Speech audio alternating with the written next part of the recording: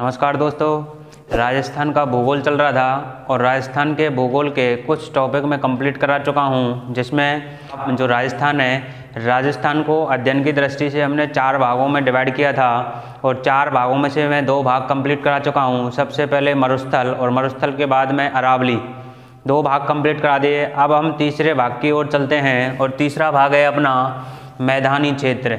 तो मैदानी क्षेत्र, तो सबसे पहले जो अपना पूर्वी मैदानी क्षेत्र है, पूर्वी मैदानी क्षेत्र, इसका निर्माण जो हुआ है वो नदियों के द्वारा जमा किए गए अवसादों के द्वारा पूर्वी जो मैदानी क्षेत्र है इसका निर्माण हुआ है। इसमें जो अपना पूर्वी मैदानी क्षेत्र है, इसमें जो मिट्टी पाई जाती है वो अपनी मिट्टी दोमट, कछारी या फिर डेल्टाई सॉइल पाई जाती है यहाँ पर। अब जो अपना पूरी मैदानी भाग है, इसको अध्ययन की दृष्टि से 3 भागों में डिवाइड करके पढ़ेंगे अपन। तो इसको 3 भागों में डिवाइड किया। पहला माही का मैदान, दूसरा बनास या फिर बाणगंगा का मैदान, तीसरा चंबल का मैदान। तो जो अपना पहला भाग है माही का मैदान, तो माही का मैदान जो है इसे बागड़ या फिर छप्पन का मैदान या फिर इसी को भाटी के मैदान के नाम से जाना जाता है। कई बार क्वेश्चन में पूछा जाता है कि भाटी का जो मैदान है वो कौन सा है, तो बांसवाड़ा, प्रतापगढ़ और डूंगरपुर। बांसवाड़ा, प्रतापगढ़ या फिर डूंगरपुर। या कभी पूछ लेता है कि छप्पन के मैदान का विस्तार कहाँ पर है, तो छप्पन के मैदान का जो विस्तार है वो है बांसवाड़ा, डूंगरपुर और प्रतापगढ़। तीनों डिस्ट्रिक्टों को मिलाकर के जो अपना मैदान बनता है उसको कहते हैं छप्पन का मैदान। या फिर माही के मैदान को अन्य किसी नाम से जाना जाता है तो वो है छप्पन का मैदान या फिर इसी को भाटी के मैदान के नाम से जाना जाता है। अब जो माही का जो मैदान है, यानी माही नदी जहाँ से होकर बहती है, अब वहाँ पर उत्पादन किसका होता है, तो माही के मैदान में जो ज़्यादातर उत्पादन होता है वो होता है मक्का का और चावल का। तो यहाँ पर जो मक्का की जो किस्में मिलती है वो उसका नाम है माही कंचन या फिर माही धवल के नाम से जाना जाता है। ये क्या है, हमारे मक्का की किस्म के नाम है, ये किस्म के नाम है, मक्का की जो किस्म है उसके नाम है। इसी प्रकार जो चावल है, चावल का उत्पादन होता है इस मैदान में और चावल के उत्पादन के कारण यहाँ पर जो किस्म पाई जाती है चावल की उसको माही सुगंधरा के नाम से जानते हैं। तो ये था अपना माही का मैदान, 3 भागों में डिवाइड करके पढ़ा था। पहला था माही का मैदान, इसके अन्य नाम है, इसी को छप्पन के मैदान के नाम से जानते हैं, इसी को भाटी के मैदान के नाम से जाने जाते हैं और यहाँ जो क्षेत्र है इसको बागड़ क्षेत्र के नाम से जाना जाता है। छप्पन के मैदान में 3 डिस्ट्रिक्ट हैं, बांसवाड़ा, प्रतापगढ़ और डूंगरपुर। इसका मतलब है माही नदी इन तीनों जिलों से होकर के गुजरती है। यहाँ उत्पादन मक्का और चावल का होता है। अब दूसरा है अपना बनास फिर या बाणगंगा का मैदान। अब देखिए, सबसे पहले बनास के मैदान की बात करते हैं। बनास का मैदान जहाँ से बनास नदी गुजरती है तो उसके आसपास जो मैदान है उसको क्या कहा जाएगा, बनास का मैदान के नाम से जाना जाता है। और बनास के मैदान को हम 2 भागों में डिवाइड करके पढ़ेंगे, दक्षिण का मैदान और एक उत्तरी मैदान। तो दक्षिण का जो मैदान है बनास का उसको मेवाड़ मैदान के नाम से जानते हैं, जबकि जो बनास का उत्तरी का मैदान है उसको मालपुरा करौली के नाम से जानते हैं। अब देखिए, मेवाड़ का जो मैदान है, मेवाड़ के मैदान में यानी बनास का जो दक्षिणी में जो मैदान है उसका विस्तार कहाँ कहाँ है, तो राजसमंद, भीलवाड़ा, चित्तौड़गढ़। तो इसको शॉर्ट ट्रिक में याद रखेंगे, RBC के नाम से याद रखेंगे। तो R का मतलब राजसमंद, B का मतलब भीलवाड़ा और C का मतलब चित्तौड़गढ़। दूसरा है मालपुरा करौली का मैदान है। मालपुरा करौली के मैदान में नाम मालपुरा करौली है पर इसमें करौली में इसका विस्तार नहीं है। बनास का जो विस्तार है वो करौली में नहीं है। तो देखिए, इसका जो विस्तार है उसको अपन ATM के नाम से याद रखेंगे। तो A का मतलब है यहाँ पर अजमेर, T का मतलब है टोंक और SM का मतलब है सवाई माधोपुर। तो ये मालपुरा करौली का मैदान है। इसमें मालपुरा करौली लिखा हुआ है पर करौली डिस्ट्रिक्ट इसमें शामिल नहीं है। विस्तार में बनास के विस्तार में करौली डिस्ट्रिक्ट शामिल नहीं है। तो ये इसको अपन जरूर ध्यान रखेंगे कि वो अपन से पूछेगा कि जो बनास का जो उत्तरी का मैदान है वो कौन कौन से डिस्ट्रिक्ट हैं, तो वो आपको 3 डिस्ट्रिक्ट करौली जरूर शामिल करके देगा। तो इसमें करौली नहीं है, याद रखना। अगला है जो बनास का जो मैदान है, यहाँ पर भूरी मिट्टी पाई जाती है, या इसी को अपन बजरी बोलते हैं। जो बजरी है वो बनास के मैदान में ही मिलती है, उसका भूरी मिट्टी के नाम से जानते हैं इसको। अगला है अपना बाणगंगा का मैदान है। बाणगंगा का मैदान का जो विस्तार है वो है जयपुर, दौसा और भरतपुर, और यहाँ पर जो मिट्टी पाई जाती है उस मिट्टी को जलोढ़ के नाम से जानते हैं। देखिए तीसरा है अपना चंबल का मैदान, और चंबल के मैदान की जो मुख्य विशेषता है वो है अविनाल का अपर्दन सर्वाधिक होता है चंबल के मैदान में। उत्कात भूमि या फिर बेडलैंड सर्वाधिक जो है वो चंबल के मैदान में। फिर बीहड़ या फिर डांग क्षेत्र, करौली, धौलपुर और सवाई माधोपुर को बीहड़ या फिर डांग क्षेत्र के नाम से जाना जाता है। अगला है अपना जो चंबल का जो मैदान है, इसमें काली या फिर जलोढ़ मिट्टी सर्वाधिक पाई जाती है। पूर्वी मैदानी भागों में जनसंख्या घनत्व अधिक पाया जाता है, क्योंकि यहाँ पर सर्वाधिक उपजाऊ मिट्टी या जलोढ़ का विस्तार अधिक है।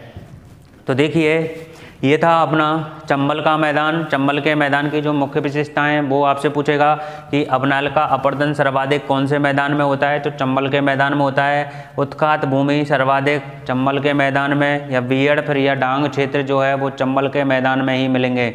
यानी जहाँ से चंबल नदी जो बह रही है उसके आसपास का जो क्षेत्र है वो चंबल के मैदान के नाम से जाना जाता है। बीहड़ या फिर डांग जो क्षेत्र है अपना वो करौली या फिर धौलपुर, सवाई माधोपुर जो क्षेत्र है उसको बीहड़ या फिर डांग के नाम से जाना जाता है। ठीक है, अगला है अपना, अगला देखेंगे अपन दिशा के अनुसार राजस्थान के कुछ मैदान हैं। तो देखिए अपना जो पूरब का जो मैदान है वो चंबल के नाम से, चंबल नदी बहती है यहाँ से।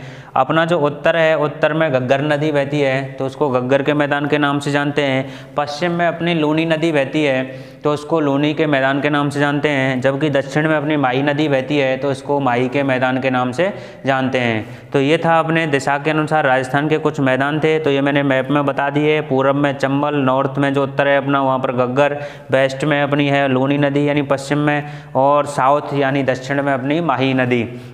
तो इनके जो मैदान हैं उनके नाम से ही इनको जाना जाता है।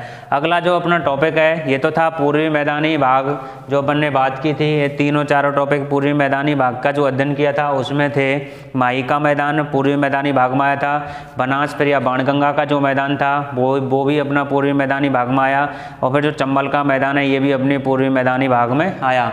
अगला है दक्षिण पूर्वी पठार या फिर हाड़ौती।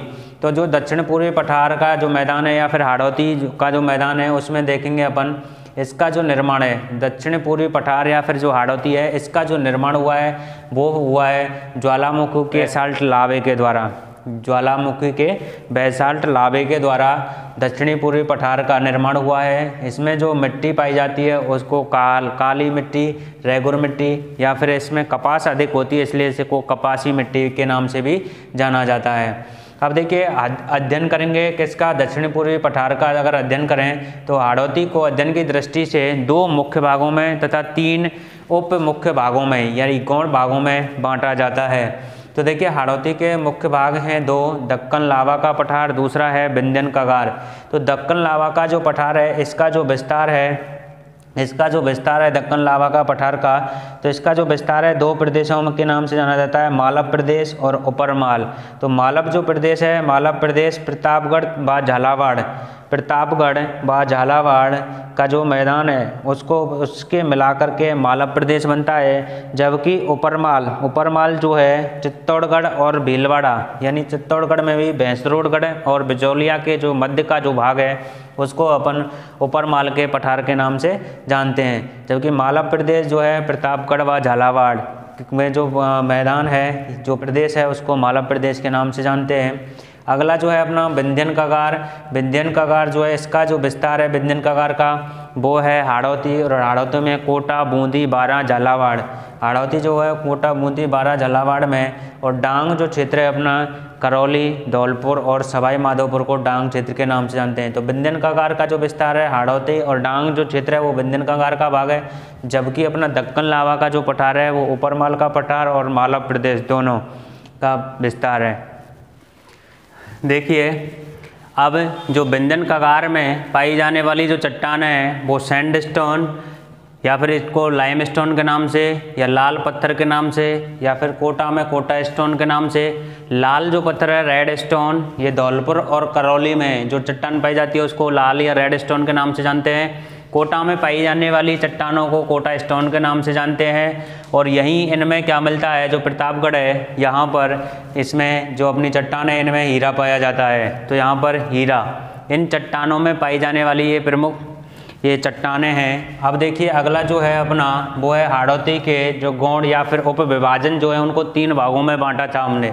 3 भाग कौन कौन से, अर्धचंद्राकार पहाड़ी, दूसरा है शाहबाद उच्च भूमि और तीसरा है अपना डग गंगाधर पठार या फिर उच्च भूमि के नाम से। तो अर्धचंद्राकार जो पहाड़ी है, अर्धचंद्राकार पहाड़ियों में बूंदी हिल्स या फिर मुकुंदरा हिल्स के नाम से जानते हैं इनको। तो मुकुंदरा हिल्स में कोटा और झालावाड़, जबकि चंद्राकार पहाड़ी में बूंदी हिल्स और कोटा और जो झालावाड़ है इनको अर्धचंद्राकार के नाम से जानते हैं। वापस से दोबारा देखो, अर्धचंद्राकार पहाड़ियों में बूंदी हिल्स और कोटा और झालावाड़ की जो पहाड़ियाँ हैं उनको मुकुंदरा हिल्स के नाम से जाना जाता है। जबकि शाहबाद उच्च भूमि जो है 12 जो घोड़े की नाल जैसी पहाड़ियाँ थी वो 12 में थी, वहाँ पर पाई जाने वाली जो उच्च भूमि उसको शाहबाद उच्च भूमि के नाम से जानते हैं। डग गंगाधर पहाड़ या फिर उच्च भूमि, डग गंगाधर पहाड़ या फिर उच्च भूमि जो है वो झालावाड़ में है। अगला देखिए राजस्थान के प्रमुख कुछ पठार हैं। ये तो था मैदानी भाग, जो मैदानी भाग का हमने पढ़ लिया। अब है अपना राजस्थान के प्रमुख पठार, और राजस्थान के कौन कौन से प्रमुख पठार हैं तो अपन इस मैप भाग से देखते हैं। देखिए राजस्थान के कुछ प्रमुख पठार हैं। अलवर में है अपना कांकनवाड़ी का पठार और क्रांच का जो पठार है वो अलवर में है। का से जो पठार स्टार्ट होगा वो अपना अलवर में होगा, तो अलवर में कांकनवाड़ी का पठार और क्रांच का पठार। अगला है अपना चित्तौड़गढ़ में जो है मैसा पठार, इसी मैसा पठार पर चित्तौड़गढ़ दुर्ग बना हुआ है। दूसरा है मानदेसरा पठार, ये चित्तौड़गढ़ में है मैसा पठार और मानदेसरा पठार। उदयपुर में है अपना लसाड़िया का पठार जो कि जयसमंद झील के पूर्व में स्थित है। जयसमंद झील के पूर्व में स्थित है। जयसमंद झील के पूर्व में स्थित है लसाड़िया का पठार और उदयपुर में है इसकी लोकेशन। आगे बात करते हैं अपन सिरोही डिस्ट्रिक्ट में है, एक है उड़िया पठार और दूसरा है अपना आबू पर्वत। ये सिरोही डिस्ट्रिक्ट में है उड़िया पठार और आबू पर्वत। उड़िया जो पठार है अपना ये राजस्थान का सबसे ऊंचा पठार है। उड़िया जो पठार है ये राजस्थान का सबसे ऊंचा पठार है। और सिरोही में ही दूसरी लोकेशन है अपनी आबू पर्वत, ये भी सिरोही में स्थित है। अगला है अपना उदयपुर और राजसमंद के बीच में, उदयपुर और राजसमंद